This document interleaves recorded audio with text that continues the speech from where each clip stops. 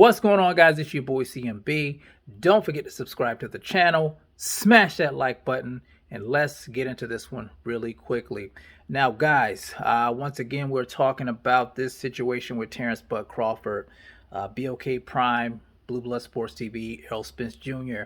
It's been a lot of fallout since the announcement that Terence Crawford will be facing David Avanesian December the 10th in Omaha, Nebraska.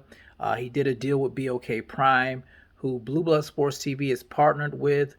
Blue Bloods came and let the cat out of the bag a few days back, and a lot of people were taken by surprise by this. A lot of people were upset with Blue Blood Sports TV. Of course, a lot of people were upset with Terence Crawford not fighting Errol Spence Jr. next. Now, in the ESPN article that kind of broke this news, Terence Crawford said that he wanted to fight this year, and the PBC wanted the fight with him and Errol to be set for next year. So why not him get a fight in this year since he's been so inactive, and be sharp for when he does fight Errol Spence Jr. He didn't say that he didn't want to fight Errol Spence Jr. He said he wanted to handle this fight with David Avanesian first, and then go and kick Errol Spence Jr.'s ass when that fight can be made sometime next year. And honestly, guys, I think he does want the fight. The negotiations between him and Errol have been probably the worst thing I've ever seen in my life when it comes to fighting negotiations, but it is what it is. I think both of the guys want the fight. You know, everybody's pointing fingers at everybody else. Some people are pointing fingers at the platform. We've talked about this. And somewhere in the middle there, you know, maybe everybody is to blame. Who knows? Terence Crawford right now, he's one of the hottest free agents out there. So, you know, PBC doesn't have a say so in what he does. And I can understand why he took this fight. He's getting a 8-figure payday.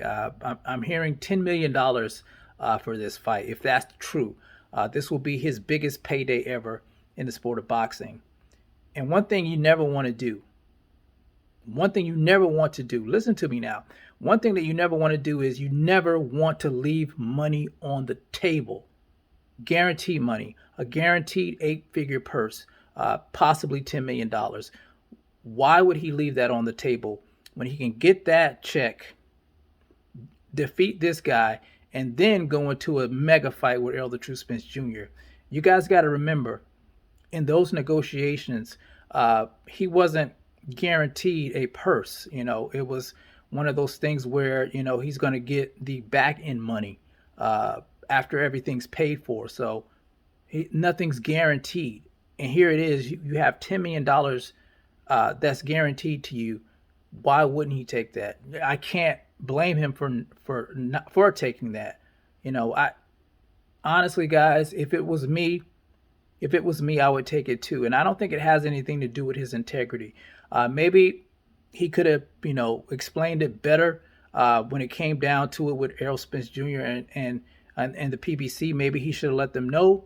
But you can't blame him for taking such a big deal to fight this guy. Now I'm hearing this guy's not a slouch. I'm hearing he's ranked top 10 in most of the sanctioning bodies. So, you know, he's not an easy win. I'm hearing he's a power puncher. So I think it'll be good work for Terence Crawford. You know, he probably needs that. It's been about a year now since he fought Showtime Sean Porter. I'm sure he's a little rusty. So here he can get in a good fight, get some good work in, be extremely sharp for when he does get that big fight with Errol Spence Jr. Now, Errol Spence Jr., he can do the same. You know, he has a lot of options. There's Stanionis, there's Jerron Boots Ennis, there's Ortiz out there, Keith One-Time Thurman. There's a lot of options that he can take at 147 to be fully prepared for a fight with Terence Crawford. Those two are the best in the game right now. There's no denying it. This is the fight that everybody wants, and I do understand why people are upset. I guess I would say the way that Terence Crawford did it. Maybe he could have, you know, handled that situation a little bit better. But I'm not saying that it's his fault. I don't know whose fault it is, what side it is. Uh, it doesn't really matter because the fight's not happening right now. And these fighters have to do what they need to do until the fight can actually happen. And the situation with Blue Blood Sports TV, I've had people on that video that I did about that saying that I was being an apologist for Blue Blood Sports TV. I never said I agree with what he did. I do respect Blue for the work that he has done when it comes to boxing. He knows his boxing and he's dedicated to what he does. Now, do I 100% agree with everything Blue Blood does? No, I don't. I don't 100% agree with with anything anyone does. Sometimes I'm going to agree with you. Sometimes I'm not. I'm not affiliated with anybody from the LDBC or Blue Blood Sports TV. I will admit I did meet those guys back in the day before I was doing YouTube. I met Blue Blood. I met Town Biz. I met Fred from Barbershop Conversations, Cali Enigma. I met all those guys out in LA. I think it was during the first Wilder fight when he fought Tyson Fury, the first Tyson Fury Wilder fight. I did meet those guys, but I'm not affiliated with those guys. I started my channel on my own, and I'm my own person. I have my own thoughts. I have my own opinion.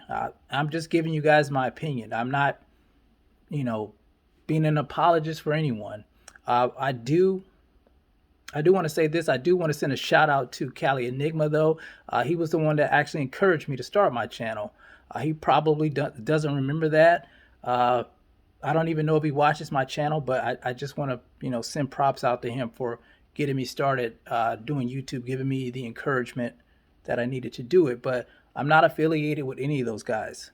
Just wanted to give my opinion on what I thought about the situation. I was kind of torn by it because I do respect what he does, but this one here didn't sit right with me, and I know it didn't sit right with a lot of people out there because he's a journalist at the end of the day, and he's kind of, I would say, in a compromised position because he's a journalist, but he's trying to grow his brand, so he's branching out, into this BLK Prime thing, and I understand, he wants to grow in the business, but sometimes some of these moves are, they're not going to sit well with people, and that's obvious. It's not sitting well with a lot of his followers. Now, not everyone's upset with Blue about this, but there are people upset with him about this. But I'm not apologizing for Blue. I'm not apologizing for anyone. He's his own man. I'm my own man. I just speak what I feel on here. So just wanted to get that out there. But I think as a fighter, as any human being, you should never leave money on the table. Never leave guaranteed money on the table, especially when you have a family and you're trying to make sure your family's well taken care of, because he can't do this for the rest of his life. And he has to have, his finances in order. And I understand that people want to see this fight. I understand that. But, you have to look at it from his point of view. It's prize fighting. And, there's guaranteed money there. Take the money and then go back and finish the negotiations with Errol Spence Jr. and give people the fight they want. He's always said that he wanted this fight with Errol. Errol wants this fight with Terence Crawford. This is a big fight in boxing. This is the biggest fight ever. And I think we're going to get it. I just think, we just have to wait a little bit longer because the way negotiations went, they didn't go, like everybody thought it was going to go as planned. So, but it is what it is. We're just going to have to wait. And I'm fine by that. But, I want to see these guys fight, even if it's not each other. I want to see what they both have left in the tank. So interested in seeing Terence Crawford, what he can do with David Avanesian. Interested in seeing what Errol Spence can do with either one of these guys that I mentioned. Maybe he'll move up to 154. I just don't know yet. We're just going to have to wait and see.